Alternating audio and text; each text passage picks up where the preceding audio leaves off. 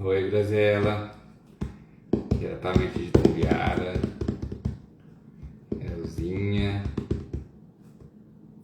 Boa noite pra vocês.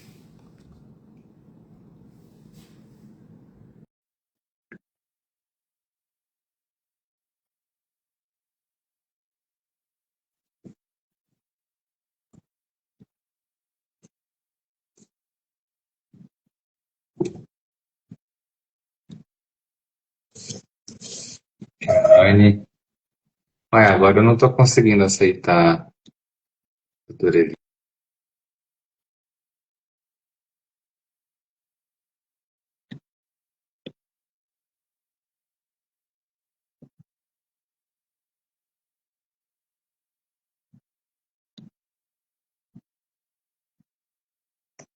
Bem, Elzinha. Ixi, doutora Elisa, eu vou mais uma tentativa, gente. Vocês desculpam aí a dificuldade técnica, mas agora eu não tô conseguindo nem aceitar a doutora Elisa. Mas vou iniciar mais um. Ah, agora Hum. foi. Agora, pois é. Agora, aí. Eu não sei o que acontece. Eu não te enxergo, mas você me enxerga? Te enxerga, eu acho que todo mundo te enxerga também. Eu Pessoal, não vocês estão sei. vendo a doutora Elisa aí na live? Vocês conseguem dar um salve aí?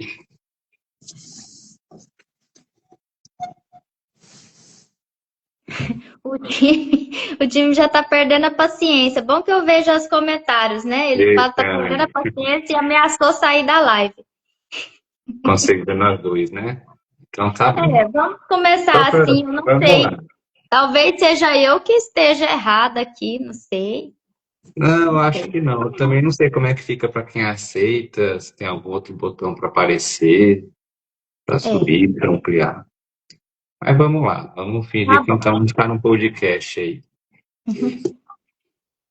Bom, gente, primeiramente, obrigado, né, por estar participando aqui dessa live com a gente. É um projeto que a gente quer iniciar de educação continuada, né? De formação de cuidados paliativos, acho que de entender também as principais dúvidas, né, de quem está com a gente, quem não está naquele dia a dia, né, doutor? A gente sabe que são realidades diferentes e eu acho que aprendendo um pouquinho mais, né? A doutora Elisa é a primeira convidada, mas a gente tem uma série de convidados aí de equipe multiprofissional que formam os braços do paliativo, mas acho que não teria pessoa melhor para começar do que quem me inspirou e quem me fez esse convite para entrar nesse mundo oficialmente, né, doutor Elisa? Então, acho que as minhas homenagens, meus agradecimentos à senhora por todo o cuidado que teve com o meu avô, né, por toda a confiança que me passou quando eu precisei, antes mesmo de ter esses estudos, né, na área de medicina paliativa, e que muito me inspirou, e que me fez ver que era aquilo que eu realmente queria, né, proporcionar o conforto, respeitar a dignidade, entender que nem sempre é só sobre sobreviver, mas em como viver de acordo com os valores que cada pessoa tem que construir ao longo da vida, né? Que muitos vão ser mais obstinados e outros vão querer mais a paz e o conforto, né? É por isso que é tão importante a gente ouvir, escutar e flexibilizar de acordo com cada paciente, com cada família. Então, meu muito obrigado, né? Uma boa noite e que a gente possa ter uma boa discussão aqui sobre deshospitalização, né, sobre atendimento domiciliar desse paciente, muitas vezes desafio, né, que está em ambiente de hospital, ou que é acompanhado em consultório, que chega um momento que não consegue mais continuar, né, precisa de uma outra alternativa. Então, muito boa noite, seja bem-vindo à nossa live. Obrigada, Yuri. Obrigada. Eu fico feliz por ter ser a primeira sua convidada nesse projeto. Acho que é super importante a gente divulgar o que a gente trabalha como uma medicina humanizada, na verdade, um cuidado humanizado. E a intenção é sempre desmistificar, né?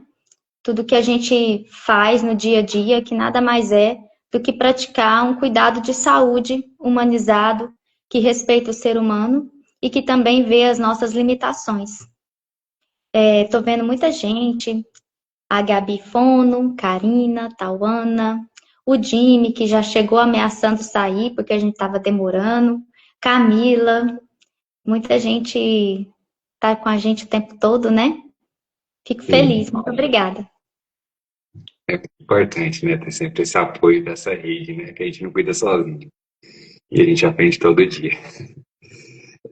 Bom, doutora, eu acho que o primeiro tópico que a gente pode estar falando, né? E aqui eu quero ouvir a sua experiência mesmo, a sua vivência. A gente não, às vezes, teve muita oportunidade de conversar sobre isso dentro do HGG, por ser outra realidade, né? E a senhora tem uma visão tanto do SUS, né? E aí a gente fala de dificuldade de acesso, de dificuldade de recursos, né? De, às vezes, rede de apoio que é difícil, né? De conseguir, de ter um cuidador. E a gente também fala da sua experiência com a rede privada mesmo, né? Com o particular, que através dos planos, através do recurso, tem um pouco mais de acesso em algumas condições que facilitam o cuidado, mas que também não é tudo. E eu queria saber como foi que começou a sua história com o atendimento a domicílio, se isso partiu de uma demanda de pacientes que estavam hospitalizados, a senhora viu que era importante, às vezes, ter esse acompanhamento depois das hospitalizações em casa, ou se já eram pacientes do consultório, que a senhora já começou há cerca de 10 anos atrás, e que chegou um momento que esses pacientes talvez não conseguissem mais ir para casa. Como é que começou isso? Quando a senhora viu que foi importante dar esse passo, tanto para a senhora quanto para o paciente e as famílias? Certo. Euzenir também, boa noite. Então, na maioria dos casos, quando eu comecei, foi pela demanda do próprio paciente que queria ir ao consultório. Na maioria das vezes, eu comecei a geriatria e ainda não tinha, né, Instagram como uma ferramenta de trabalho. Ao longo do tempo, acredito que nos últimos 4 anos é que eu venho usando de forma devagar o Instagram como ferramenta de trabalho também, né, como forma de divulgação. Mas no início, realmente foi aquele boca a boca inicial. Minha primeira paciente foi uma paciente que até hoje eu estou com ela em domicílio. Minha primeira paciente foi uma paciente que era avó de uma nutricionista lá do Hugo. E aí foi aquele boca a boca que eu acho que é o melhor cartão postal inicial, né? Mesmo que hoje a gente estava conversando lá no hospital falando com a Camila sobre inteligência artificial, essas coisas, né? Que é uma realidade, mas no dia a dia, o início sempre eu acredito que vai ser o boca a boca, né?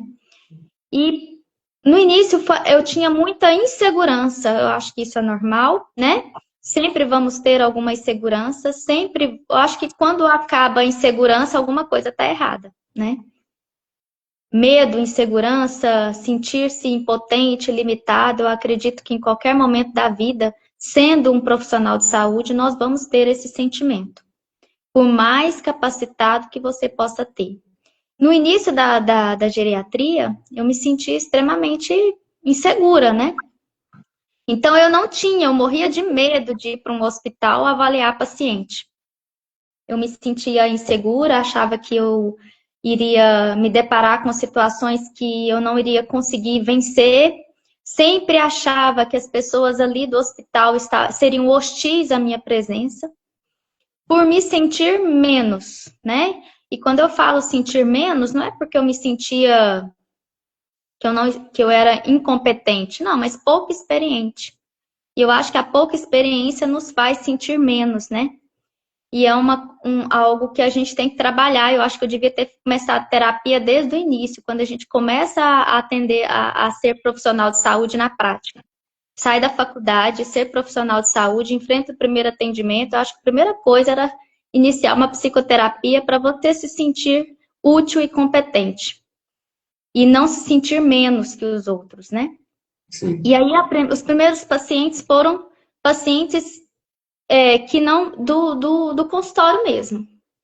Hoje, a maioria ainda são do consultório que não consegue mais ir para o hospital, para o consultório. Então, os pacientes, eles migram, né? A nossa profissão, tanto em geriatria, eu acho que nos cuidados paliativos, você também, como clínico paliativista, na maioria das vezes vai ter pacientes em domicílio, mas aqueles de consultório, eles vão migrar para o domicílio. Então, ainda assim, a maioria dos meus pacientes, eles vêm de casa mesmo ou do consultório para casa. Em alguns momentos, tenho sim pacientes que eu vou ao hospital avaliar, na maioria das vezes já são meus, e que não eram do domicílio, eram do consultório e passam a ser do domicílio. Por já construir um vínculo comigo, né? Já tem um vínculo de segurança. E aí, nesse momento, aí que eu acredito que foi se construindo uma autoconfiança, uma segurança de chegar no hospital e dizer: esse paciente é meu, portanto, eu posso levá-lo para casa e eu assumo. Acho que isso foi aos poucos, né? Ainda assim, a maioria dos meus pacientes, eles vêm do consultório ou diretamente começa acompanhando em casa mesmo. É uma realidade que, na verdade, está mudando com o tempo, né? Imagino o quanto que era diferente fazer cuidado a domicílio alguns anos atrás e o que é hoje, né? Pós-pandemia, parece que muita coisa está se flexibilizando com a telemedicina e eu acho que também até com os recursos que a gente tem para estar cuidando em casa. E aí eu quero até aproveitar já e juntar com uma pergunta que a gente recebeu aqui nas caixinhas, que é sobre os principais sintomas, né, que você é acionada para estar cuidando no domicílio, né, o que é possível de se fazer no domicílio, e se tem algum tipo de sintoma que, principalmente pacientes aqui, né, eu acho que a gente pode especificar, né, pacientes em cuidados paliativos que a gente vê que não tem indicação de medidas invasivas, né, existe algum tipo de sintoma que de limites para estar cuidando em casa, e eu vou jogar até uma situação que eu já vivenciei.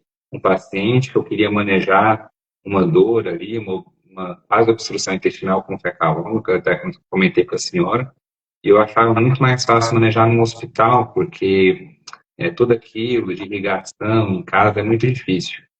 Né? Mas a família porque queria que o paciente ficasse em casa, porque achava que ia ser muito sofrimento deslocar ele até o hospital. Né? Então, assim, jogando para a senhora, né, pela experiência, o que melhorou no cuidado domiciliar de um tempo para cá, que a senhora percebeu, e quais são os principais sintomas, e se tem algum que a senhora não consegue manejar em casa e realmente prefere levar para o hospital? Olha, na maioria das vezes, o paciente da geriatria, ele solicita avaliação domiciliar por um complexo da fragilidade. Na maioria das vezes. Ele vai solicitar uma avaliação porque ele está apresentando um declínio progressivo, uma vulnerabilidade, às vezes saiu de uma internação e já está em casa, né? E apresenta um quadro crônico, agudizado ou em declínio, lentamente progressivo. É a realidade que eu vejo, assim, dos pacientes frágeis, 80 a mais, com síndrome demencial, outras doenças degenerativas e multimorbidades. Depois que a gente acaba lidando mais, né, com a fase de fim de vida no cuidado paliativo, vão aparecer mais pacientes oncológicos e pacientes com demanda de sintomas agudos. Isso acontece com uma mais frequência agora do que acontecia antes, até por acho que ainda assim, né, do boca a boca, as pessoas saberem que eu lido com a fase de fim de vida em casa. Mas, o que eu percebo e o que me deixa muito desconfortável é que esse paciente que solicita por uma demanda aguda, geralmente ele chega sem saber de fato o que é o cuidado paliativo, ou seja, ele não foi esclarecido pela sua equipe de saúde, ou seu médico, e ele quer uma resolução aguda daquele sintoma. Então, eu me sinto confortável, e graças a Deus, na maioria das vezes é assim, que quando o paciente já é meu, já acompanho ele, e ele começa a me solicitar demandas, que geralmente vem à distância, e me aciona pedindo uma avaliação. Quando eu chego a um paciente que já está em declínio, que não necessariamente esteja com uma demanda aguda, mas ele não consegue ir ao consultório. E às vezes está em fase de fim de vida, né? Às vezes não, muitas vezes. Mas a demanda aguda, com dispneia, com dor intensa, náuseas e vômitos, paciente com sonda nasoenteral em fase de fim de vida, paciente oncológico, tem aparecido com maior frequência. E, como a gente falou no início, eu acho que a gente nunca vai deixar em algum momento de se sentir inseguro e impotente. Nesses momentos eu me sinto muito desconfortável, porque eu percebo que a família não compreendeu o que é a assistência domiciliar em cuidados paliativos. A assistência domiciliar em cuidados paliativos, você constrói um vínculo com aquela família e vai aos poucos lidando com aquela situação. Então, idealmente, a família, a situação ideal, né, deveria te chamar no momento que o paciente está caminhando para o declínio. E muitas vezes você recebe um paciente quase em processo ativo de morte ou em processo ativo de morte. Né? Recentemente, eu cheguei na paciente em processo ativo de morte. Extremamente desconfortável, porque você se sente incompleto naquela condição. É uma família que não foi preparada e entende que você é um médico que chega com uma bolsa, com morfina, com midazolam, com injetáveis, tudo que eu preciso está ali para ele morrer em casa.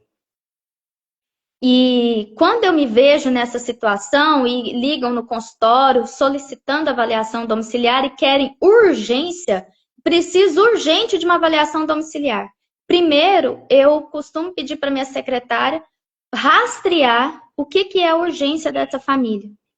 Porque se a urgência dessa família for uma demanda de sintoma agudo, eu vou expressar para ela que eu não vou conseguir ajudar a tempo.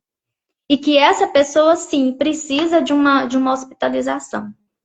Porque é extremamente desconfortável e eu não vou trazer para a família conforto. Eticamente, tecnicamente, a gente fica limitado. Eticamente, a gente fica no limbo ali, né? De chegar para aquela família e descarregar toda uma comunicação de fase de fim de vida. É como se eu fosse a comunicadora da morte, levando uma morfina na mão. Ao longo do tempo, com a avaliação domiciliar, eu acredito que isso traz também essa segurança para você dizer não. E dizer, olha, esse sintoma eu não vou conseguir conduzir de imediato. Eu não consigo te ajudar de imediato.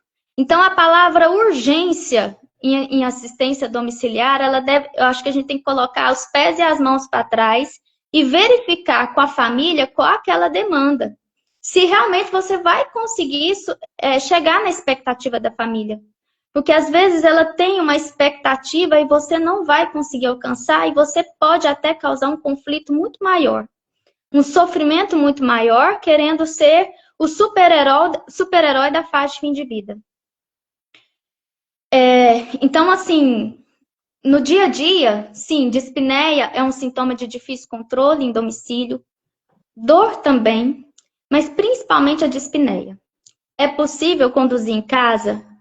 Hoje em dia a gente tem suportes de assistência domiciliar de injetáveis que eu não tinha há 2, 3 anos atrás. Isso me deixa muito segura para conduzir a dispneia em casa na maioria dos casos.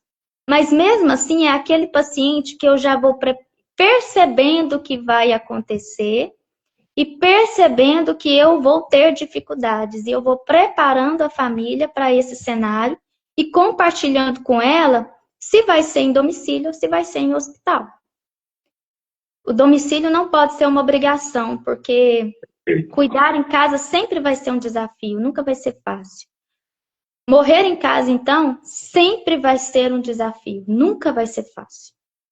Nunca vai ser algo sereno e tranquilo no sentido de intensidade, né? De presença, presenciar aquele momento. Por mais que você tenha segurança na condução. nunca vai ser fácil. Sempre vai ser um desafio, porque vai além dos sintomas físicos, né? Até a energia da casa é diferente quando você chega. É muito interessante você sentir isso, né? Então, muitas vezes, quando existe a palavra urgência, eu me coloco assim, bem com duas antenas ligadas e eu rastreio se realmente aquele paciente é um paciente que precisa de um atendimento domiciliar de imediato ou se é mais seguro eu não assumir e explicar para essa família que ela precisa recorrer a um hospital. Quando eu não conheço o paciente, né? Principalmente. Porque muitas vezes a gente pode até frustrar a família, né? De achar que a gente vai lá e vai resolver de alguma outra forma que eles imaginam e não consegue, né?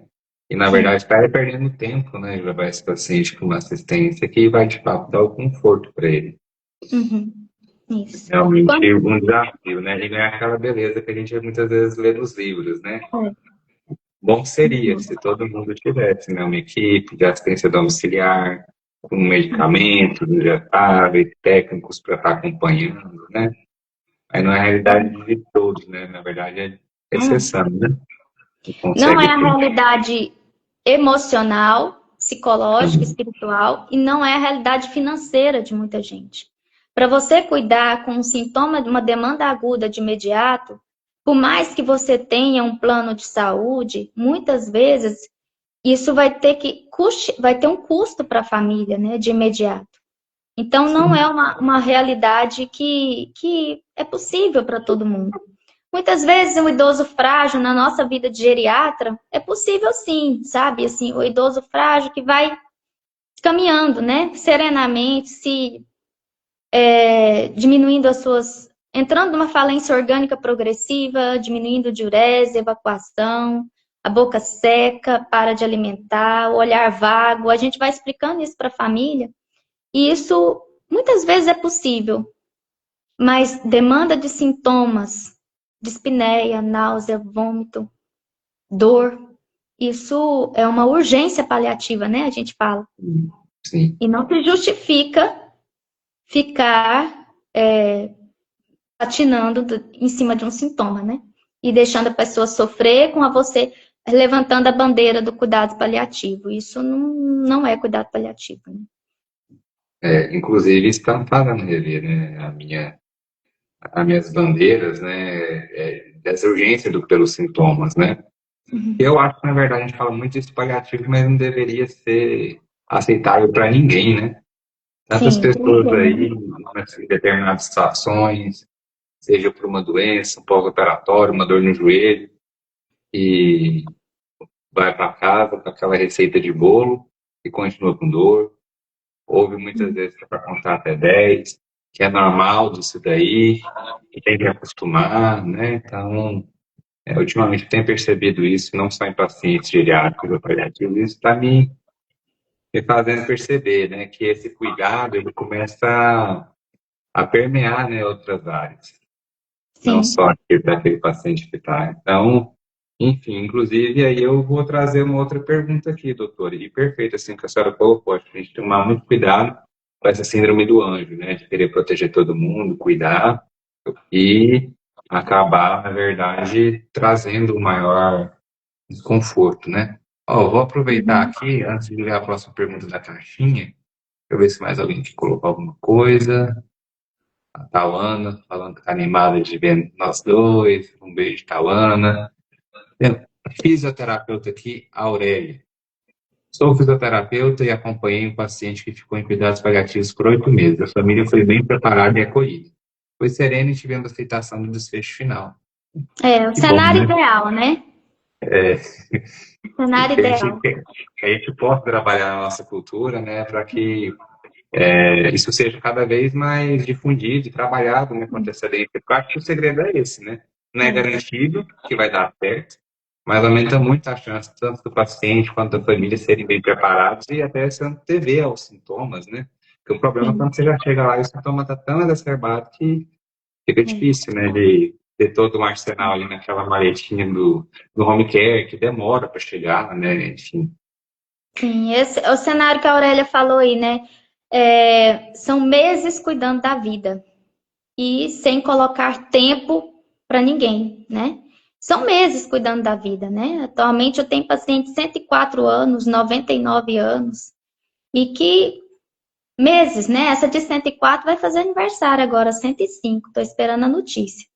Então, pacientes de 99, 98 anos, pacientes frágeis de 70, né, 75, 65 anos. Então, idade não é tudo, né, obviamente.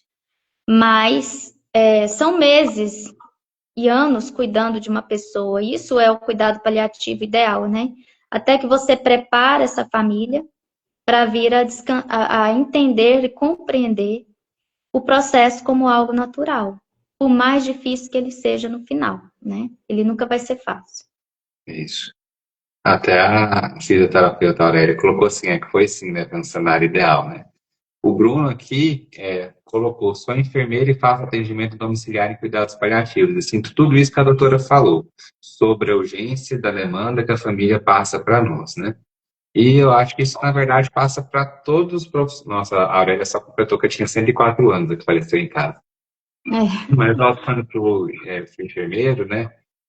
Realmente é algo que precisa ser trabalhado, né? Então, quem faz atendimento domiciliar está nessa live, ou conhece outros colegas, eu acho que é isso que a senhora colocou, né, doutor? Sempre reforçar para a família, acho que ter conversas, ver se eles estão entendendo a progressão, né, da doença, das fases de vida, para que essa família não seja pega de surpresa. E eu acho que principalmente tentar recrutar aquelas pessoas que são um pouco mais distantes, né, aquele filho que mora fora, porque o que fica às vezes é a última visão e o abismo, né, entre a última vez que ele viu, às vezes 6 meses atrás, e como é que a pessoa está caminhando agora, é algo que assusta, né, a pessoa quando vê. Pensa que algo está errado, porque não acompanhou o declínio, né? Então, acho que a comunicação é algo que é a base, né? A base de tudo, né? De sentar, de ouvir e de explicar o que está acontecendo. Sim.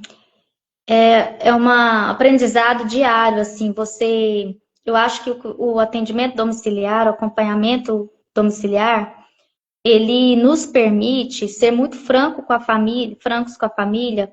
O vínculo te coloca numa condição em que você pode dizer para ele as suas limitações e quando você consegue compartilhar decisões da forma mais, assim, da melhor forma que poderia ser. Então, compartilhar decisão no ambiente hospitalar é difícil, né, Yuri? Não é tão fácil assim, né? Não. Vamos compartilhar a decisão se vamos ou não iniciar tal tratamento, fazer tal procedimento, como você hoje conversou comigo sobre a paciente da UTI, compartilhar a decisão sobre um procedimento pleurodese que ela tinha medo de fazer. Não é fácil, porque você está diante de um ambiente hostil, na maioria das vezes, cercado de profissionais e aparelhos e situações que te passam medo. O ambiente hospitalar é hostil. À noite do hospital, eu fico pensando, né? Como deve ser difícil, né? Graças a Deus, quando eu fiquei internada, foram momentos, para mim, que foram ótimos, né? Que foi quando eu tive minhas filhas. Mas, recentemente, eu tive uma experiência difícil, que foi estar internada com a minha filha com bronquiolite. E como é ruim dormir no hospital. Como você sente medo do escuro. É uma situação que nunca mais eu vou esquecer. Por mais que seja curto e graças a Deus tenha sido bem sucedido. Mas a noite no hospital é muito difícil. Compartilhar as decisões no outro dia é difícil. Em casa, você tem a oportunidade de compartilhar decisões porque você está no ambiente domiciliar e você vai ter limitações. E as suas decisões técnicas não vão ser unilaterais, muitas vezes, em fase de fim de vida. Recentemente, nesse paciente de 99 anos que eu tenho, a gente brinca que eu pisei no livro de geriatria, né? Ele está fazendo eventos focais múltiplos, assim, por uma condição de provavelmente evento tromboembólico, e ele está fazendo múltiplos pequenos AVCs e perdendo a funcionalidade a olhos vistos. E aí, aos 99 anos, você se vê numa situação de um AVC cardioembólico múltiplo em um paciente que semana passada estava indo na festa de família, e você pensa, eu vou ou não vou anticoagular? A geriatria me ensinou, e o cuidado paliativo também me ensinou, que se eu for fazer todas as escalas prognósticas dele, eu não anticoagularia esse paciente. Em domicílio, nós compartilhamos a decisão de anticoagular. Antes, quando eu estava muito ligada ao livro, muito focada nas ferramentas de prognosticação, que nos ajudam muito, nos auxiliam muito, eu bateria o pé e dizia, meu Deus, por que eu estou fazendo isso, né? Claro que eu não vou fazer. E com essa família, eu compartilhei a decisão de anticoagular, porque fazia sentido para a família e fazia sentido para esse paciente, e nós definimos anticoagular aos 99 anos. Se eu fosse pensar nisso como geriatra, eu acho que eu rasguei todas as folhinhas do tratado. Mas fez sentido. Então, eu acho que essas situações que a gente vive no acompanhamento domiciliar é o cenário de compartilhar decisões quando é você e a família, e é só vocês, né? Só eu e a família. Não tem quem vai criticar ali. Claro que eu me respaldo, faço um relatório lindo e explico até para os meus residentes que quando olhar um paciente super frágil com AS e ele quis, não é para achar que eu faço, tipo aquela médica, né? Não faça, escute o que eu falo, mas eu sou outra pessoa lá fora. Não, mas são situações extremas que você compartilha a decisão. São situações difíceis, né? Você vai compartilhar. Por mais que não estou romantizando a condição e sempre vai ser tranquilo, não, vai ser muito difícil, né? E isso são situações desafiantes. Sim. Que às vezes é suficiente até para você evitar pegar outro paciente, porque se você está tão envolvido com aquilo, que você chega um momento que até limitar, né, a quantidade de pacientes que você avalia para que você consiga fazer um trabalho bem feito. Não, com certeza. Essa decisão compartilhada, né, parte muito da sensibilidade profissional, que eu acho que vai adquirindo ao longo do tempo, né, de caminhar. É que a senhora já tem uma boa caminhadinha, apesar de ser muito jovem, né? Não tão Mas, jovem. mas assim, eu percebo que, na verdade, vai muito de acordo com os valores, né, do paciente e da família. Então, para determinados valores, vale a pena rasgar o livro e arriscar alguma coisa, né? Porque talvez para ele seja melhor evitar esse acidente, né, e continuar ali no ritmo de vida dele, né, que era bem funcional, do que simplesmente ter uma alta chance de vir a ter uma acidente vascular, né, e perder aquilo que eles chamam de vida. É. Então, na pior das hipóteses, ele vier até alguma coisa hemorrágica, talvez já seja Deus chamando ele também, né, para não sofrer tanto, né, com uma sequela. Não Sim. sei, eu acho que isso é realmente um desafio e é preciso de muita clareza, né, pelo paciente, pela família, de tudo que envolve. Eu hoje até postei um vídeo sobre a Preta Gil, né, que eu vi muita gente, eu mesmo pensei, né, logo que eu fiquei sabendo, e a gente aqui, né, os profissionais que acompanhavam ela, falaram, não, infelizmente teve uma falência terapêutica, né? E ela mesmo assim optou por tentar buscar outros tratamentos, né? Talvez até mesmo eu chutando, né, alguma coisa de pesquisa nos Estados Unidos e que não deu certo. Mas era a vontade dela, né? Então não é que ela não aceitava, né, o cuidado paliativo. Eu acho que ela entendia tanto a gravidade dela que ela resolveu buscar alguma coisa fora, porque para ela fazia sentido viver e buscar viver mais, prolongar a vida, né?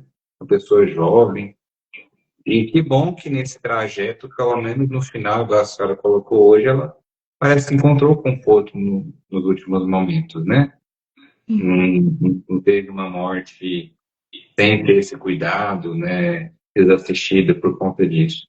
Espero que durante todo esse trajeto ela também não tenha sofrido, né? Mais do que emoção, fisicamente, né? Que ela tenha tido uma boa assistência, um bom controle de dor, ela tinha recursos para buscar isso lá fora, né? E eu acho que é isso, eu acho que é flexibilizar, né? Ter sensibilidade, e entender que a medicina evoluiu muito para nos dar um arsenal para adaptar, né? Para cada realidade. Certeza. E, bom, aqui da nossa caixinha de perguntas,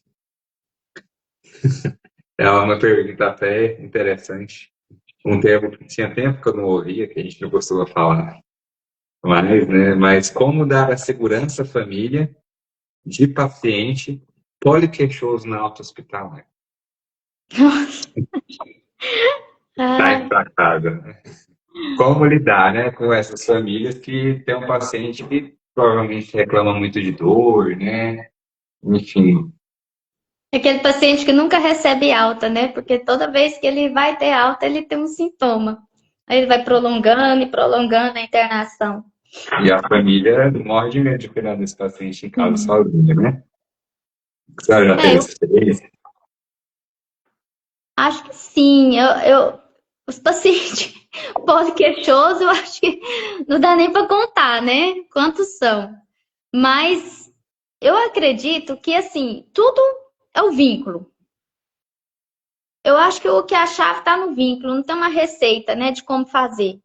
Mas se você conhece, vamos partir do pressuposto que aquele paciente já é seu, que você já conhece ele, né? É, Que tem uma persistência de sintomas que você já conhece, você sabe o basal dele. Eu acho que a sua presença no hospital, se a família te chamar, obviamente, né? Nós estamos falando aqui do nosso trabalho, que é cada um tem claro, o valor que você estipula para si, então é o nosso trabalho. Eu vou lá como profissional, a família me chamou e eu vou com o intuito de fazer um atendimento hospitalar com a possibilidade de ajudar na alta. Eu acho que quando você chega e a família já te conhece, o vínculo te dá muita segurança para dizer que aqueles sintomas são sintomas basais, né? São sintomas que eu já conheço, e isso dá segurança também para a equipe hospitalar para alta.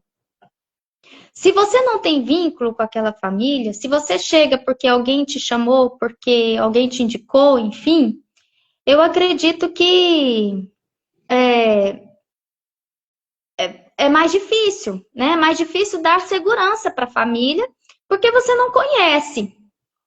E aí eu acho que vai partir principalmente, eu me sentiria mais segura, né? Construindo essa segurança com a equipe hospitalar. Se eu não conheço o paciente, a equipe hospitalar diz para mim, Elisa, ele está estável. Esses exames que eu vejo, eu consigo, claro, né, com a minha capacitação de médica, eu consigo reconhecer estabilidade. Consigo reconhecer que ele está numa condição boa para alta. Não há indícios, né, de possibilidade agora, nesse primeiro momento, dele ter uma descompensação. Aí eu acho que vale a pena você se resguardar pela equipe e usar a equipe hospitalar como um guarda-chuva, certo? Eu penso certo. dessa forma. Se o paciente é meu, aí eu já tenho argumento, olha, eu conheço, sei que ele é poliqueixoso, estou vendo que essas queixas são crônicas.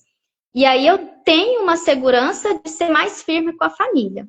Mas a minha postura, à medida que o tempo passa, eu tenho sido menos incisiva nas minhas condutas que eu acho, sabe? Quando eu não tenho vínculo com a família, eu me resguardo. Eu me respaldo porque nós somos profissionais e nós temos nossa responsabilidade. E eu me resguardo junto à equipe para que a equipe tenha essa segurança da alta. Aí, se eu acompanho ele por alguns dias, e isso vai me reforçando para poder assumir a alta com a equipe. Mas eu acho que tudo está no vínculo. Eu penso assim, né? Numa forma que eu lido na prática, o vínculo do médico-família é o mais importante, para você reconhecer aquele sintoma como algo seguro para que você conduza em casa. Certo. Perfeito, eu também acho. Acho que essa questão do vínculo é muito importante. É por isso que, na verdade, tem que ter, né, uma preparação de quem está preparando a alta, né, para esse ida a domicílio, e se identificar que já vai ter uma demanda mais difícil, né, eu acho que já chamar esse profissional que talvez vá acompanhar em casa, né, para que ele possa planejar, inclusive, junto com a equipe assistente, o que que ele vai para casa, né? Porque às Uhum, vezes já construiu tudo, já está na boca de ir para casa. Mas aí você percebe que, não sei, precisa ajustar, trocar morfina por metadona, por exemplo. Isso precisa de dias, né? Pelo sim. menos 3, 4 dias, no mínimo, né? No melhor Uhum, dos cenários.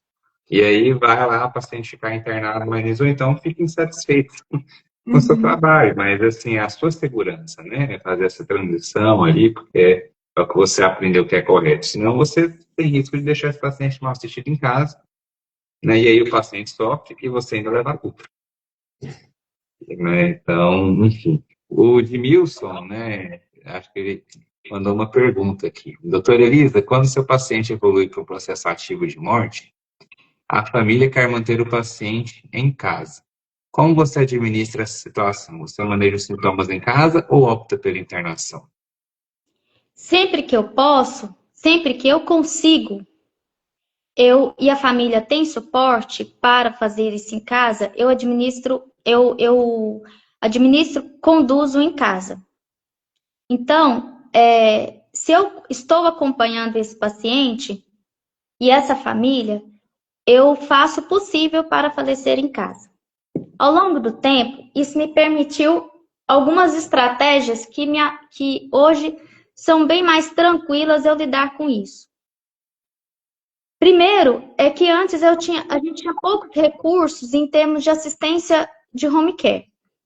Então, quando o paciente tem plano de saúde, por exemplo, Unimed, Pasgo, a gente vai atrás do home care. Quando eu percebo que esse paciente, converso com a família, compartilho a fase de fim de vida, possibilidade de evolução para processo ativo de morte, faço relatório para tentar ajudar que o plano de saúde nos ajude com a condução em casa, principalmente de injetáveis. No início era muito difícil, porque eu conhecia pouca gente. E os planos de saúde, nesse aspecto, eles não são muito abertos.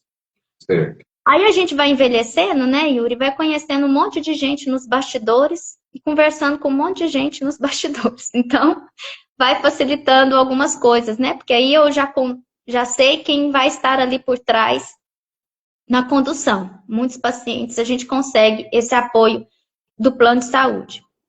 Quando o paciente não tem plano de saúde, muitas vezes o meu perfil geriátrico é um paciente frágil, que mesmo assim eu consigo cuidar em casa.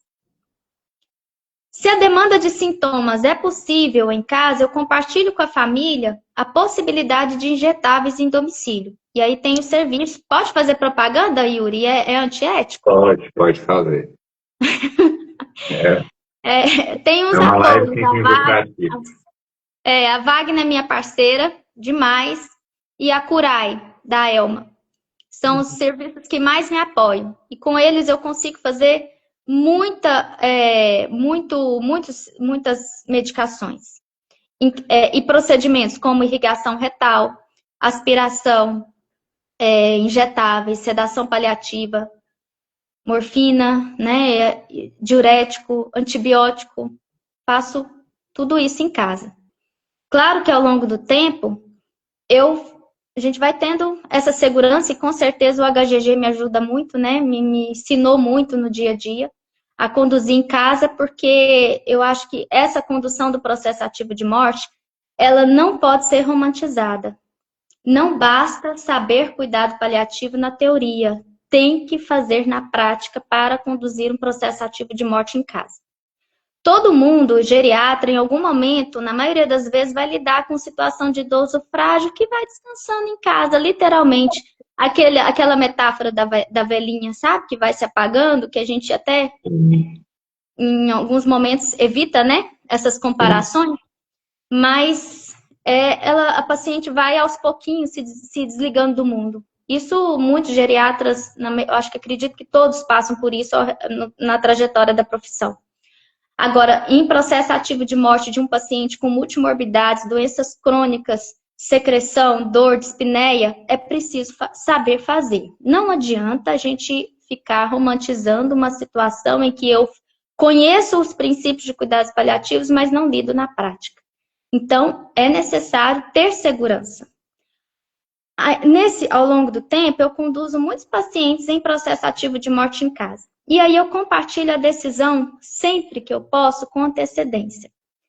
Primeiro, se a família consegue estar em casa e é desejo estar em casa.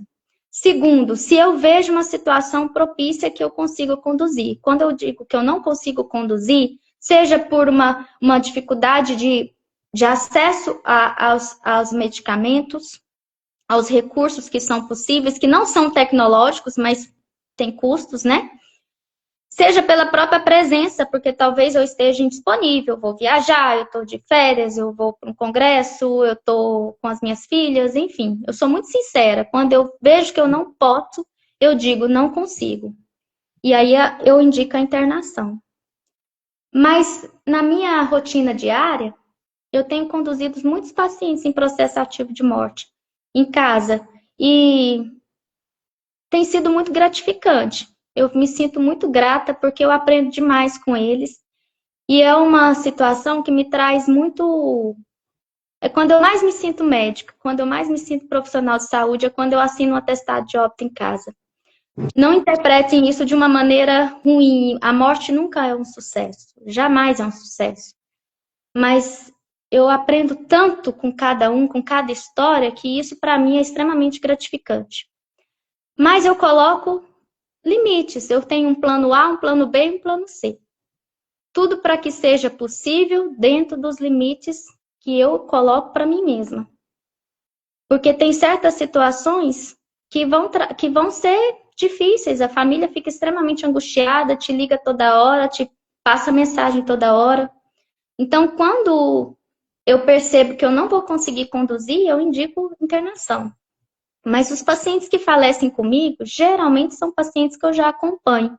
Então, eu vou construindo um vínculo e uma educação continuada, sabe? Aquela educação da família que ela precisa respeitar meu limite também. Isso tem sido bom, eu acho que é o tempo que nos ensina isso. Sempre tem um plano A, que é buscar a doutora Elisa, um plano B, que é buscar o apoio além dela, e o plano C, que é ir para o hospital. Então, a gente estabelece 3 degraus, para que eu também não fique escrava desse atendimento. E eu também possa me valorizar, porque é necessário que... Eu não estou falando de sacerdócio, eu estou falando de cuidado profissional, com competência, com profissionalismo, com ética, mas é o meu trabalho, né? Então, eu preciso cobrar por ele. Então, não estou falando aqui de sacerdócio, estou falando de um cuidado humanizado, mas que é a minha profissão. Então, cada caso é um caso, mas eu tenho conduzido muitos pacientes em processo ativo de morte e isso tem sido um orgulho para mim. Não sei até quando eu vou fazer isso. Tenho colocado alguns limites, você sabe, né, Yuri? Alguns limites, algumas decisões para eu continuar fazendo isso no meu atendimento particular. São decisões que a gente, às vezes, precisa tirar de um para conseguir continuar fazendo, né? Sim. É importante. A vida é mudança, né? E essas mudanças que eu acho que mantém a gente em frente, né? Se você se estagnar, eu acho que a coisa para. É igual a curva do QRS, né? Do batimento do coração. Quando a linha fica contínua, dá certo. Mas é muito importante, doutora, tudo isso que a senhora colocou, né? Eu acho que sobre essa... não é estranho de forma alguma, pelo menos para mim, né? Ouvir que é satisfatório poder conduzir esse óbito em casa, né? A gente sabe que é algo humanizado, nem sempre fácil, profissional, mas que quando a gente com técnica, com comunicação, e a técnica não só clínica, né, mas de comunicação, né, de usar o vínculo, as estruturas que você tem de apoio, quando isso tudo consegue convergir para que esse paciente fique confortável ali na casa dele, né? Eu imagino o quanto que isso é gratificante, né? Para quem consegue orquestrar, né? Porque é uma orquestra, né? Várias pessoas participando, familiares todos compreendendo, o paciente querendo isso também, né? Quando ele pode opinar. E se ele não pode opinar, ele manifesta através do próprio sintoma, né? Porque quem não Sim. está confortável, ele vai ficar, né, de alguma coisa, né? Uma agonia. A gente muito sabe, né? Aquela agonia terminal, de quando tem uma pendência. Às vezes você não quer estar em casa, vai ficar agoniado até ir para o hospital, É, né? Mas é é, realmente muito bom ter profissionais como a senhora que conseguem fazer e ensinar, né, as pessoas também, inspirar a gente a seguir esse caminho.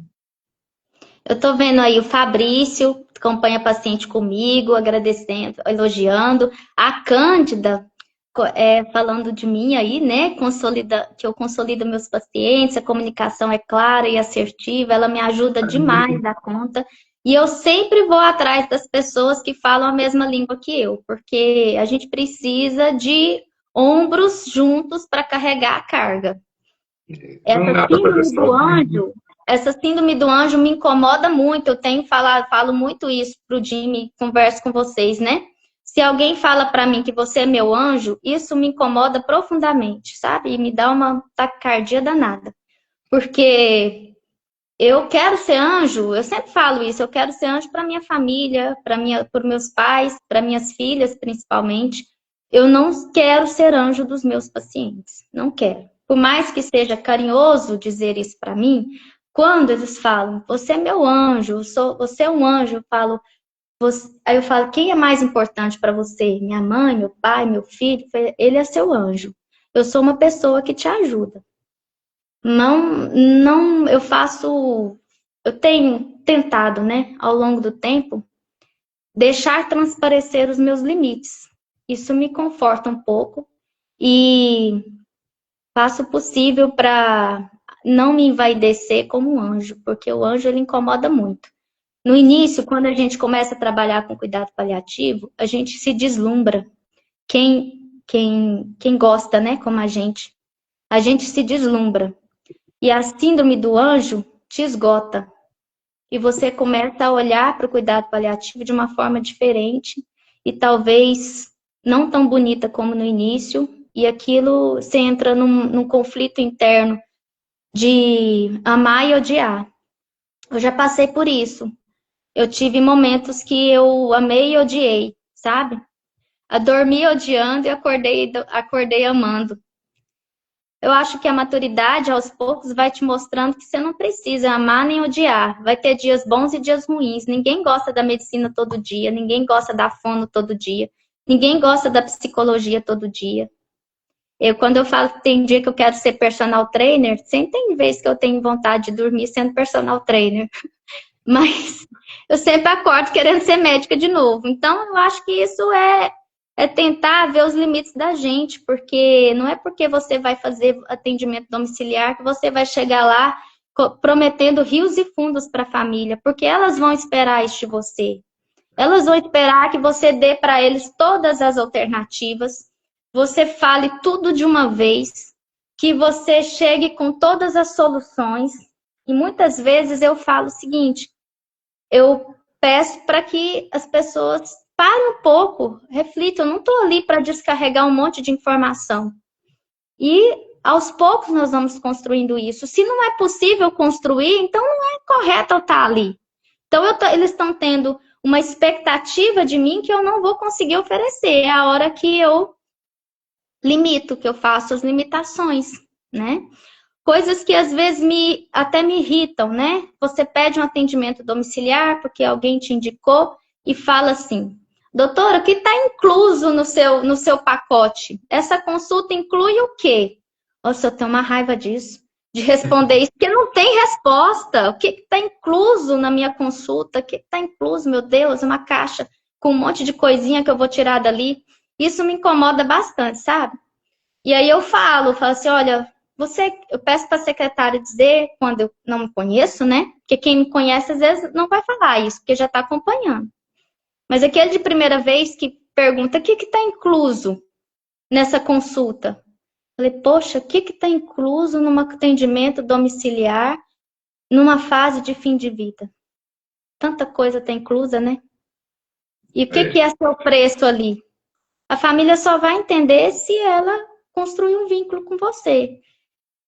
E aí é a hora, né, que muitas vezes você quebra a expectativa da família, porque ela acha que você vai com um pacote, com um monte de coisas, um monte de soluções, que vai tirar todas as dúvidas, e não vai ser assim. O cardápio para escolher, né? Qual as opções? Tem hora que a cabeça, muitas vezes acontece, né? E é uma coisa que a gente tem que se policiar. A hora que você sai do atendimento domiciliar, você tá até tonta. Não tem... de tanto bombardeio de perguntas, né? Isso mostra o despreparo das famílias e não é culpa delas. Na maioria das vezes, elas não foram preparadas. E todos os profissionais, principalmente médicos, jogaram a toalha e procuram o paliativista, que ele vai resolver tudo, né? Isso é triste. Isso é muito ruim, né? Realmente. E a esperança, né? De que aos poucos isso vá melhorando, né? Vai difundindo. Aí já tem o nosso Congresso Goiano Paliativo, né? Para quem não está sabendo, vai ser dia 31 de outubro, né? Que a gente vai ter mais discussões sobre isso, né, doutor? Sim. E não só o goiano, né? Vai ter o de Brasília, que também acho que em setembro. Vai ter, quem quiser esticar um pouquinho as pernas para São Paulo, vai ter em agosto. Vai ter brasileiro não, sul-americano, né? Ano que vem em São Paulo, latino-americano, enfim. Eu acho que a gente precisa, não só nesse congresso, né, mas estar sempre buscando se aprimorar. E eu acho que fazer isso que a gente está fazendo aqui hoje. Fazer uma live, conversar, ir no café paliativo, né? Mandar um WhatsApp no grupo, tem o Centro-Oeste Paliativo. Quem não estiver participando e for da área, quiser participar, manda um WhatsApp para a gente, que a gente manda o contato lá para entrar. Né? Porque no final das contas é isso, né? Se teve uma coisa que a senhora ensinou muito bem, é que não tem um certo e um errado, né, dentro do contexto. Tem aquilo que faz sentido. E o que faz sentido pode mudar da manhã para a noite. De acordo com que a pessoa mudar de opinião, ela rever uma situação, ela piorar de sintomas. Né? Então, nem tudo está sob o nosso controle. Né? Muitas vezes o paciente que parece bem pode ter uma piora muito rápida, que surpreende até a gente que está meio acostumado com isso, né? E é o ciclo da vida, né? A Com vida é uma certeza. caixinha de surpresa. E a gente A tem que gente estar não sempre tem preparado. controle. Com certeza. A gente não tem controle de nada, né? Então, coisas, por exemplo, Yuri, que deixam a gente muito ansiosos no início, é o atestado de óbito, né? Como é que eu vou fazer com essa família se ele falecer em casa? Eu vou ficar 24 horas esperando que ele venha a falecer e eu vou sair de madrugada para assinar atestado de óbito? No início quando eu comecei a fazer geriatria e cuidados paliativos, eu vivi uma situação que eu nunca esqueci. A Ana Luísa estava pequenininha e um paciente faleceu quando eu não imaginava que ele ia falecer. Para mim, ele ia demorar algum tempo ainda. E a Wagner, pedi a Wagner para ir ver esse paciente para mim, se não me engano, era para fazer uma injetável nele. Alguma conduta lá que era possível fazer em casa. E aí a família muito boa, e ele falou, e chegou lá, ela falou, Elisa, esse paciente está em processo ativo de morte. Eu falei, não, Wagner, não tá não. Tá sim. E aí, não imaginava. E o Giovanni tinha saído, foi fazer um curso, eu estava fazendo curso à noite, chegava 11 horas da noite, a Ana Luísa dormindo, como eu estou aqui, só que hoje já tá jogando bola. A Lara dormindo e a minha mãe com a Ana Luísa. Então, organizei todo o ambiente certinho. E aí esse paciente faleceu.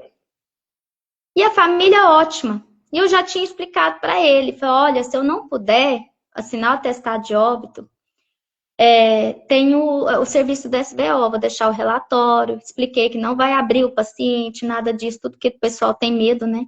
Você vai levar vai chamar o SAMU vai encaminhar esse relatório lá para o SBO, o corpo vai ser levado para lá só para o médico fazer o atestado. Em cerca de 2 horas ele é liberado para a família poder velar. E o médico do SBO precisa fazer isso porque o SAMU não assina atestado, mesmo com o meu relatório. Não, doutora, tá tudo bem. Quando ele faleceu, veio um neto da Rotan. E esse neto exigiu que eu estivesse lá. E foi uma situação muito difícil, porque ele tomou o telefone do pai do parente lá e falou para mim, doutora, você vem aqui, né? Porque senão eu vou aí. Mas de um jeito tão incisivo, tão ruim, que é uma situação assim que não tem lógica, né? Que se fosse hoje, eu agiria diferente. E aí, com muito medo, eu esperei o Giovanni chegar e fui lá, assinei esse atestado de óbito, sabe? E uma situação assim que a gente não precisa passar por isso, né? De noite, para que passar por isso? Então, hoje em dia, eu deixo bem claro com a família, sabe? Se eu não estiver disponível, se eu não puder, existe o serviço, ele pode fazer o atestado, né? O SAMU leva o papel, ele faz esse papel, ele registra. Então, são situações que são difíceis. Eu acho que não sei se eu poderia evitar, mas que você tem que trabalhar com a família bastante, porque você nunca conhece todo mundo que está ali, né?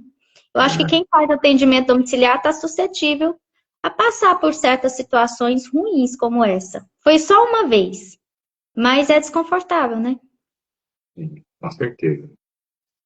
E talvez, né, se existir mais atendimentos domiciliares, isso pode aumentar, mesmo com a cultura do paliativo, porque na verdade não é nem questão de entendimento, é questão talvez até mesmo de caráter, né, da pessoa, né, Sim. ameaçar coagir assim, né, como ele coagiu, né?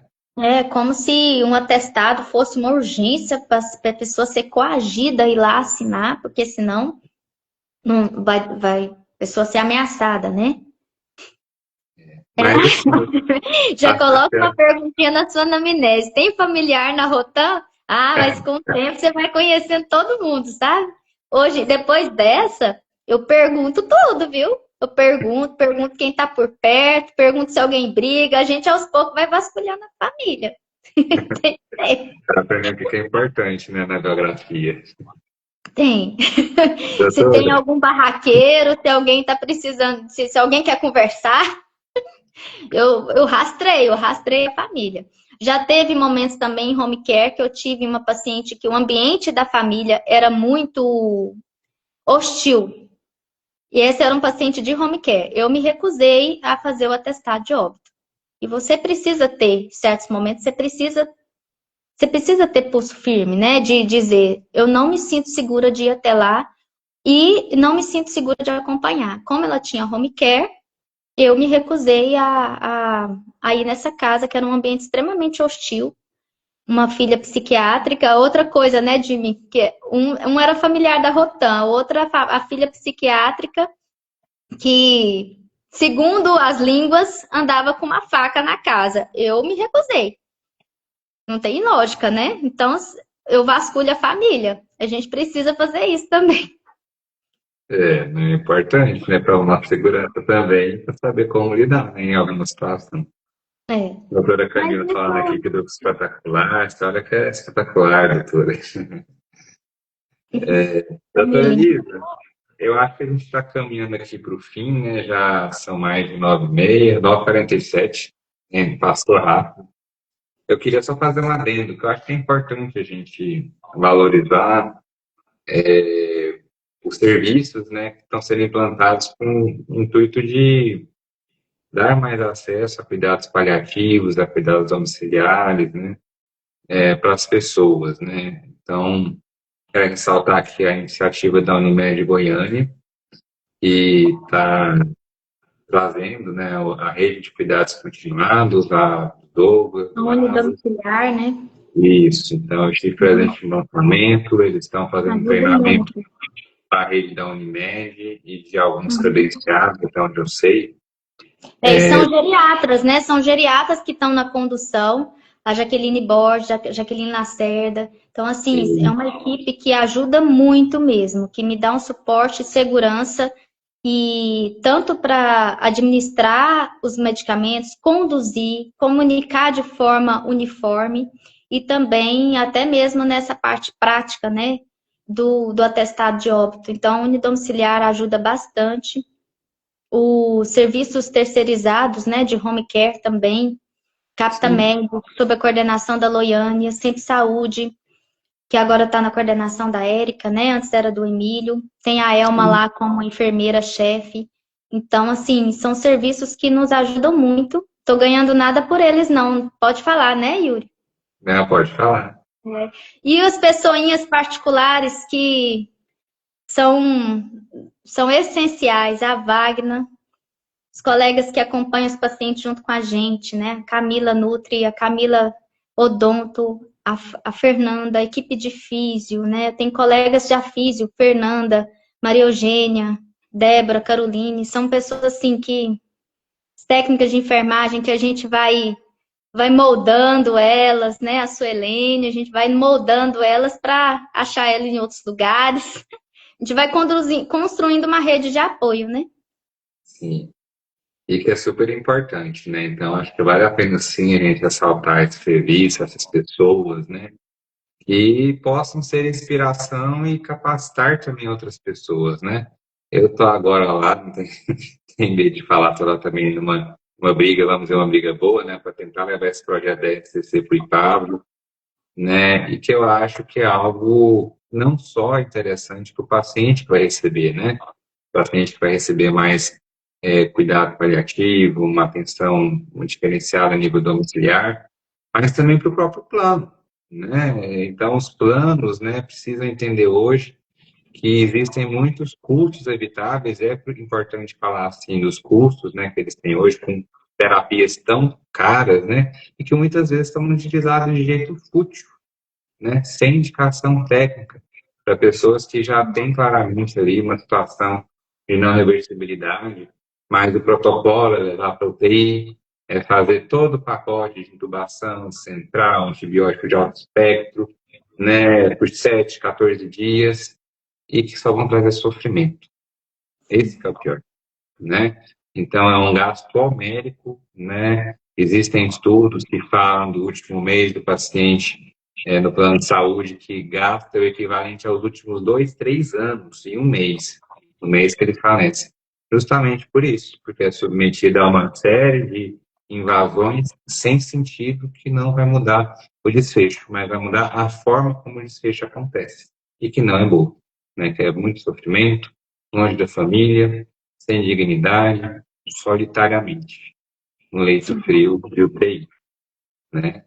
Então, assim, não é para sensibilizar, não é demagogia, é realidade, né? Então, que isso possa, né, esse evento da Unimed Goiânia, possa ir também para o IPAVO, para outros planos aqui em Goiânia, né? E assim como outros planos do Brasil. Não se não for pelo RCC do Douglas, mas por outros, né, meios, capacitando às vezes de cuidado de pacientes complexos, principalmente, né? E que seja de fácil acesso, que quando receber um relatório da senhora, de outros geriatras, né, meu, eles possam sim incluir um paciente que é crônico na rede de cuidados complexos que possa ter atendimento domiciliar, né? E eu acho que é um favor que a gente faz para eles, né? E para o paciente também que vai ter o cuidado que precisa em casa, com custo menor para o plano também, né? Desde que se estabeleça o vínculo, né? Tudo que a senhora colocou para ter um plano de cuidado, né? E não simplesmente também um paliativo imposto goela abaixo, que não é o que vai modificar todo esse plano, né? Vai, na verdade, trazer mais judicialização se for por esse caminho. É gerenciamento de recursos, né, de uma forma mais harmônica, mais sustentável e mais digna para a família. Mas também que seja possível dentro da condição de cada família, né? Que seja morrer em casa não pode ser uma obrigação, precisa ser uma possibilidade. E cuidar em casa é como a Aurélia falou no início, a intenção é cuidar em casa por meses, por anos, né? A minha primeira paciente, 2014, ela está comigo em domicílio agora, né? Então, tem 11 anos que eu estou com ela em casa. E é gratificante toda vez que eu vou lá. Já passou, assim, uma visita que eu já vou com... Nos momentos que eu não consigo ir durante a semana, eu já me mobilizo, já foi o Giovanni junto comigo, com a Lara, para ver. Então, assim, é algo que realmente você entra dentro do eu da pessoa, né? Cuidado Sim, domiciliar é uma extensão do eu. Na verdade, você não vai na casa da pessoa, você vai no lar, né? E o lar é uma extensão do eu. Você entra naquele lugar com muito respeito e por não estar, por estar na casa da pessoa, você é um profissional, por mais vínculo, por mais que você tenha vínculo, né? Igual essa paciente que eu vou, sempre lancho lá, sempre tem um momento de descontração pelo vínculo que você estabelece. Mas você também tem que colocar, você tem que reconhecer os seus limites para não invadir aquela casa, né?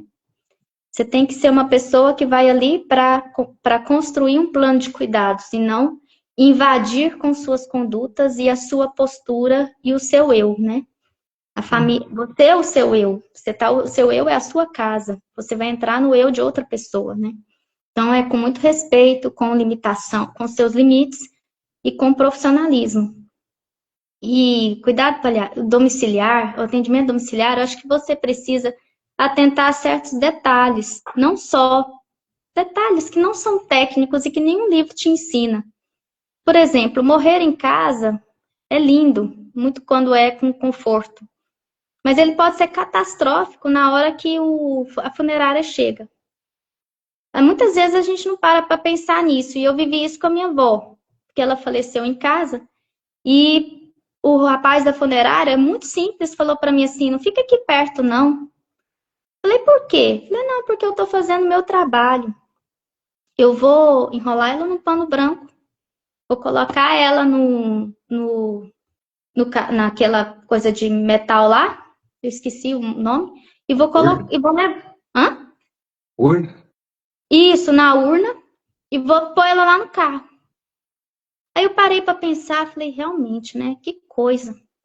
Uma coisa tão simples e que às vezes você não se atenta para o detalhe. Você cuida do paciente, ele falece em casa, você conseguiu dar conforto, e na hora chega uma pessoa da funerária, enrola no pano branco, coloca dentro de uma urna e leva para fora.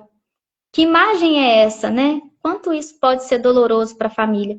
E no elevador, dentro do apartamento, como é difícil. Isso é uma limitação que a gente precisa, às vezes, reconhecer. Será que essa família que mora no 20º andar está preparada para falecer em casa? E como que vai descer esse corpo depois? Qual que é a mobilização que vai ser feita para colocar esse corpo no elevador, em pé, envolvido no pano branco, e ninguém vê-lo até lá embaixo? Então, são detalhes que você precisa se atentar, e nenhum livro te ensina. E que eu acho extremamente importante, porque muitas vezes você preocupa demais com a dose da morfina, com a sedação paliativa e esquece de detalhes que pode te trazer uma ferida muito grande para a família. É, E isso verdade, aos tá? poucos você vai percebendo, né? E colocando as suas limitações e percebendo as limitações da família e compartilhando as decisões. Perfeito, doutora. A Camila colocou aqui a casa do paciente é um lugar sagrado para ele e a sua família, né? Sim, com certeza. E às vezes vai ser uma casa totalmente diferente do que você entende como lar. Às vezes vai ser uma casa linda, maravilhosa, né? E que talvez seja fria.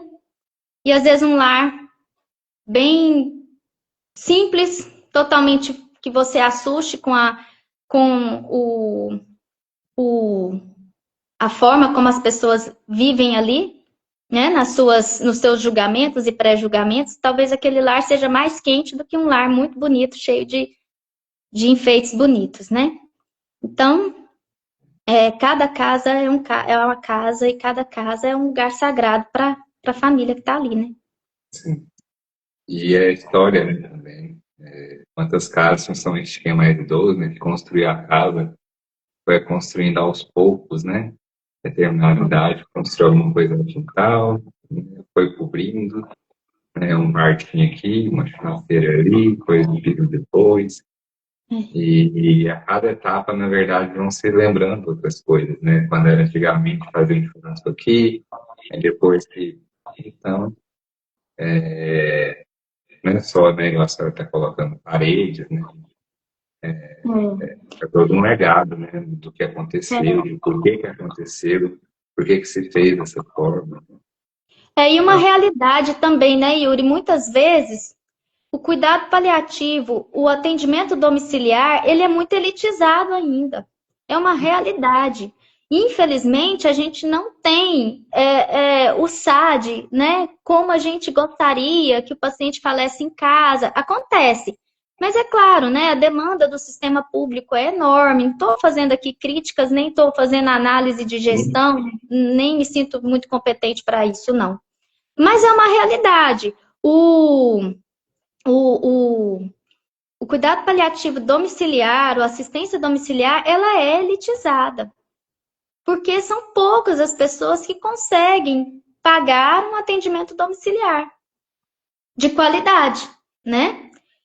Sim. Era importante que movimentos como a Goiânia Compassiva, né? Ou serviços públicos do SAD, do HDS, do UGOL, do CRER em Casa, que as pessoas em domicílio também pudessem ter essa mesma assistência no sistema público. Porque na rede privada, ele é elitizado.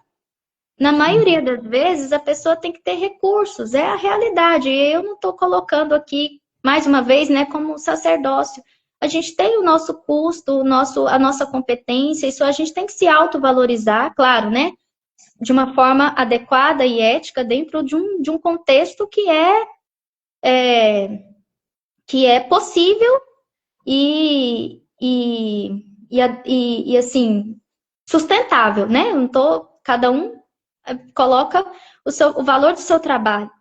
Mas, infelizmente, o atendimento domiciliar, ele, da forma como a gente gostaria, idealizado, permitindo ter anos de atendimento, meses de atendimento, até a fase de fim de vida, até o morrer em casa, se for possível, ainda é um atendimento que elitizado. Porque a maioria das pessoas não tem esse serviço assim no sistema público, né? Verdade.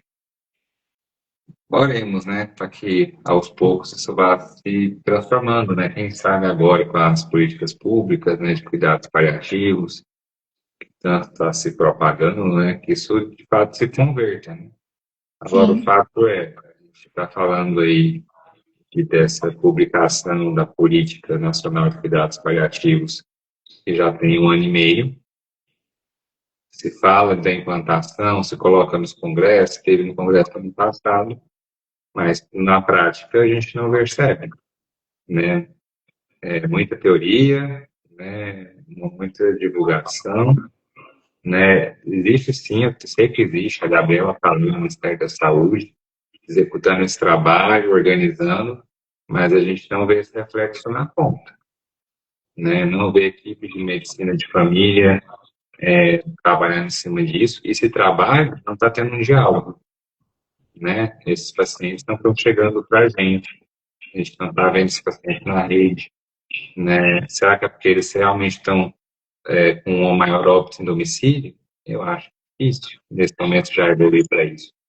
Né? Mas onde é que eles estão morrendo? Né? Está indo para o hospital, está indo com cuidado paliativo, ou está sendo feito medidas, né, inadequadas, porque não está conseguindo ter esse planejamento, né? Mas, enfim, vamos caminhando, né? Doutora, sei que a gente teria muitas outras questões só de deshospitalização e domiciliar para falar. Eu era uma pessoa que já é uma bíblia do paliativo aqui no nosso estado de Goiás, junto com a doutora Ana também. Junto com o Dr. Essa N, nossa mãe com a paliativa doutora que Ana. tem medo do Instagram. Mas muito obrigado. Tá longe ainda, tá longe. Tem muito tempo para Muito, trabalhar ainda, né? muito obrigado por esse aceite, né? Por essa participação, que foi assim, sensacional, né? A gente não combinou nada e acho que foi uma conversa super boa mesmo, né? Produtiva, agradável. Acho que com muita realidade, né? E acho que isso que é importante a gente estar trazendo aqui, né? Termos práticos mesmo do que é vivido, porque o Oxford a gente baixa, a gente compra e segue, né? Agora, essas dicas, né, do elevador, de como é que faz para tirar alguém do bilhete e mandar, isso é algo que realmente a gente precisa sempre refletir, né? Essa é a vida real. E é o que é importante a gente se atentar e que é tão precioso que a gente tem de pessoas como a senhora. Então, muito obrigado. Deixe esse espaço para a sua mensagem final e também para promover aí onde a senhora está atendendo, né? E como é que faz para a pessoa te achar. Fazer propaganda, né? Olha, gente, muito obrigada. Obrigada, Yuri. Obrigada a todos os colegas aí que eu vi que passaram por aqui. Um agradecimento especial aí à Catarina, que é filha da paciente minha, a Luciene, que é sua mãe, também, né? Filha do nosso paciente, a Grazi, que é geriatra lá em Tumbiara, e a vozinha dela também é minha paciente. Então, eu sou grata a todos e o que eu percebo assim que o que é bom é sempre aprender, né? E eu aprendo muito com os meus pacientes. Cada um é uma história diferente e isso é muito gratificante. E entre os momentos bons e ruins, né? Que prevaleçam os bons e que eu consiga lidar com a medicina, com a assistência por muitos anos ainda na minha vida. Aos pouquinhos diminuindo um pouco o ritmo, né, Yuri? Que a gente também tem vontade de diminuir o ritmo. Mas enquanto a gente tem energia, que eu possa fazer o trabalho que melhor possível que eu consiga. Eu agradeço muito e, na verdade, eu estou sempre aprendendo. Essa Bíblia do cuidado paliativo aí está longe, está bem longe. Mas é bom a gente conversar. Eu acho que conversar de forma mais leve, né? Sair das margens do livro é muito bom. E o cuidado paliativo nos permite isso, né? Essa possibilidade de se permitir entender que você não sabe tudo, você não vai saber tudo sempre, não vai ter todas as respostas, e mesmo assim você pode ser um bom profissional. Que o melhor profissional não é aquele que detém todos os conhecimentos, mas é o profissional que cuida, né? Cada vez mais a gente percebe isso. Isso nos permite viver numa zona de conforto. E eu acho que a gente precisa disso, né?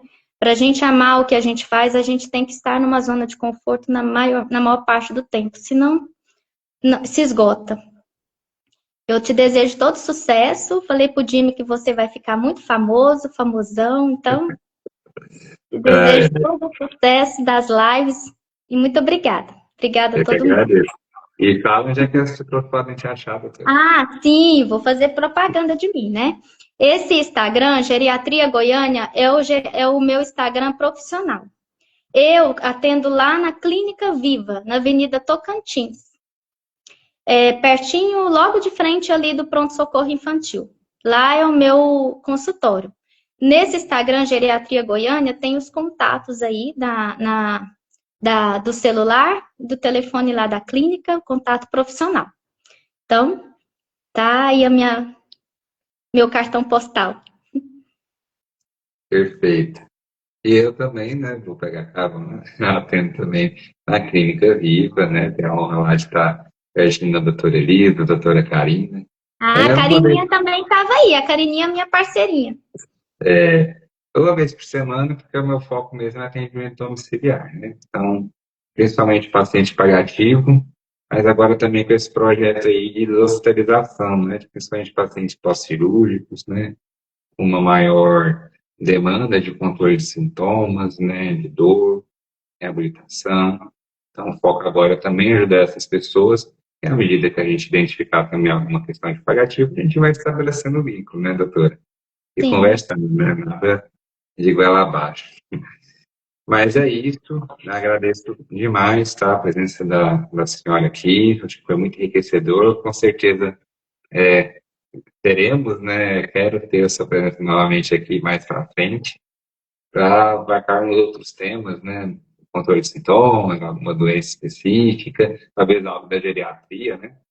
E a Sim. gente veja muito no cuidado paliativo também. E é só agradecer mesmo. Obrigado por organizar toda essa casa, que sei que não é fácil. É a Larinha, a Uma Larinha Luísa. boa para dormir. A Larinha é minha sorte, viu? Larinha tá dormindo. Coisa boa.